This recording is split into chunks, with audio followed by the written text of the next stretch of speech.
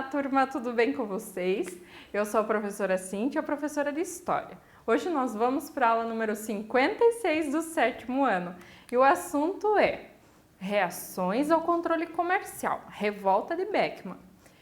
Para o desenvolvimento desse assunto, temos os seguintes objetivos: reconhecer o contexto das revoltas nativistas com ênfase na revolta de Beckmann. Identificar a situação do Maranhão no século XVII. Descrever a revolta de Beckmann, quantas causas, os líderes, seu início, desenvolvimento e conclusão da mesma. Antes de mais nada, separe seus materiais para a aula de hoje.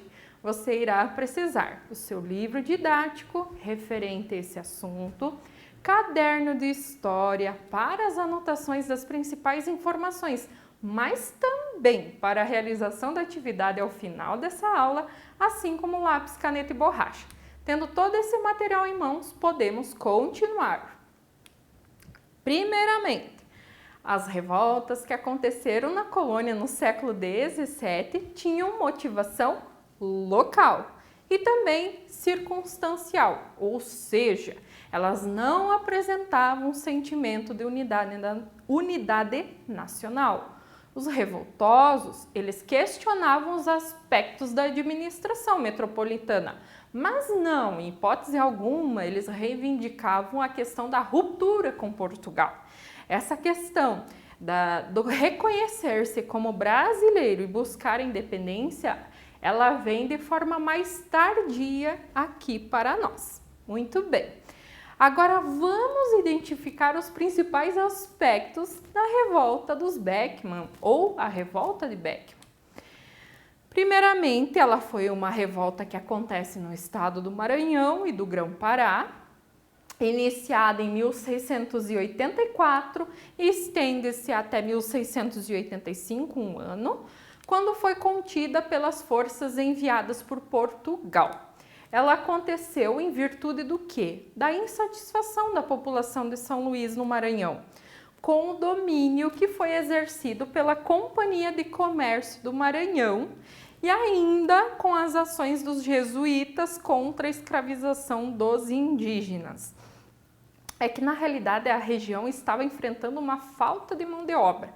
E vocês lembram-se talvez, não sei, quem sabe, falamos sobre os órgãos de controle da metrópole portuguesa aqui na colônia. E um deles foi a Companhia de Comércio do Maranhão, que deveria trazer mão de obra para a região e não trouxe. Mas já estou falando demais, vamos por partes, igual o Jack. Primeiramente, Maranhão, século XVII. Em 1621 é que foi criado o estado do Grão-Pará e Maranhão. Francisco Coelho de Carvalho, capitão-general e o primeiro governador desse estado. Já no ano de 1654, a região passou a ser chamada de Estado do Maranhão e Grão-Pará. A região juntava territórios que se estendiam desde o Ceará até a vastidão da Amazônia brasileira.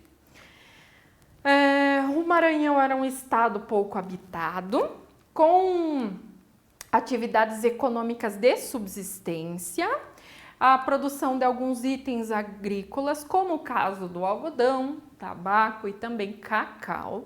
Havia a questão da extração das drogas do sertão, ali da Amazônia, que gerava um comércio legalzinho para a região.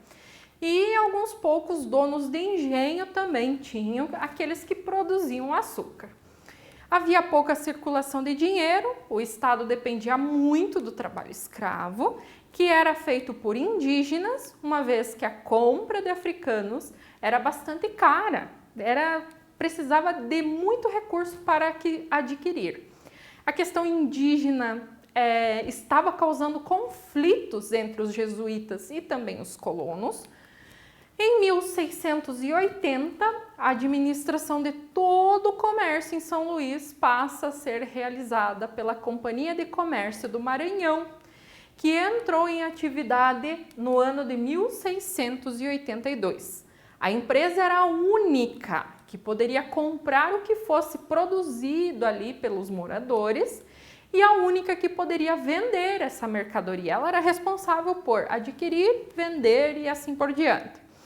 Essa companhia, como eu falei anteriormente, tinha a promessa da entrega de remessas regulares de africanos, com o propósito de substituir os indígenas, que até então eram controlados pelos jesuítas. A promessa só ficou na promessa, enviar 10.000 escravos em até 20 anos. Porém, elas não foram cumpridas, como falei anteriormente. Isso vai causar revolta. Revolta de Beckmann, quais seriam as causas? O monopólio comercial da Companhia do Comércio do Maranhão, a falta de mão de obra na região, a insatisfação local em relação aos jesuítas que proibiam a escravização dos nativos. A companhia pagava preços muito baixos pela produção local e os preços das mercadorias da metrópole aumentavam constantemente. Então, eles recebiam pouco pelo que vendiam e tinham que pagar muito pelo que deveriam adquirir, e isso vai gerar revolta mesmo. E ainda teve o decreto da lei em 1º de abril de 1680, que não foi mentira, a qual proibiu a escravização dos indígenas no estado. Então isso interferiu em muito a base assim da mão de obra da região. A situação revoltava as pessoas mais influentes, principalmente de São Luís, que eram os chamados homens bons. E ainda para piorar o cenário, os homens bons de São Luís não aceitavam o fato de o governador da província, que até então era Francisco de Sá e Menezes, morar em Belém, cidade que na época era considerada uma rival de São Luís lá do Maranhão, fazendo com que eles se sentissem desprezados pela autoridade do governador. Aí a revolta de Beckmann. Manuel Beckmann e Tomás Beckmann, 2 irmãos portugueses, é que deram o nome ao movimento. Manuel Beckmann e Francisco Teixeira de Moraes é que começam a espalhar essas ideias de rebelião e conquistaram um grupo determinado a revoltar-se contra essa situação. Os homens bons e outros moradores do Maranhão, contrariados com essas autoridades locais, decidiram rebelar-se no dia de uma importante procissão que acontecia lá, que em São Luís, a procissão de Nosso Senhor dos Passos. Até hoje ela acontece. No dia 24 de fevereiro de 1684, homens armados renderam os guardas que ficavam na casa de Estanco. Era o local onde a companhia ela comprava e vendia as mercadorias. Era uma espécie de depósito da companhia. Em seguida, eles também ocuparam locais estratégicos de São Luís e ainda prenderam o capitão Mor, representante do governador lá na região. Iniciada a revolta e tomado o poder, os rebelados, os rebeldes, desenvolveram um governo provisório, que seria a Junta Geral de Governo, formada por homens bons, aquelas pessoas influentes da região, homens comuns e membros do clero local, com exceção dos jesuítas, é claro, porque eram inimigos por proibir a questão da escravização dos nativos. As ações da Junta Geral de Governo, esse governo provisório, foi a deposição do governador do Maranhão, o fechamento da Companhia de Comércio do Maranhão e ainda a expulsão dos jesuítas da região. Os rebelados de São Luís tentaram levar o movimento para outras regiões da província, porém acabaram não tendo sucesso. Belém, por exemplo, não aceitou nem a pau esse movimento. Quais seriam os resultados, a conclusão da revolta de Beckmann? Os rebelados controlaram São Luís por mais de um ano e a partir de 1685 eles começaram a perder força porque não tinham tanto apoio.